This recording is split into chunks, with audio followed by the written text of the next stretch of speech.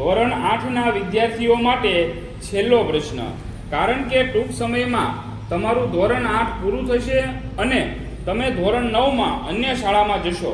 તો આજનો પ્રશ્ન, કયા પ્રાણીને પ્રકૃતિના એન્જિનિયર તરીકે ઓળખવામાં આવે છે? ચાલો, કોને આવડે છે જવાબ? હેત? સુગરી? નહીં. ઈસહાક? ઉંદર? ખોટો જવાબ. ધવલ? દરજીવો? ખોટો જવાબ. વિવેક? બીવર? સરસ, સાચો જવાબ છે બીવર.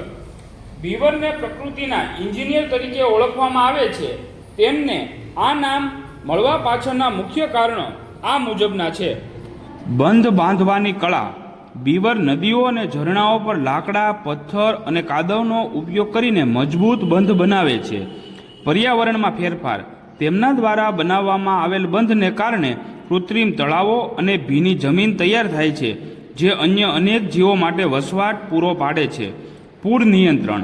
આ બંધો પાણીના પ્રવાહને ધીમો પાડે છે, જેનાથી પૂરનું જોખમ ઘટે છે અને ભૂગર્ભ જળના સ્તરમાં વધારો થાય છે.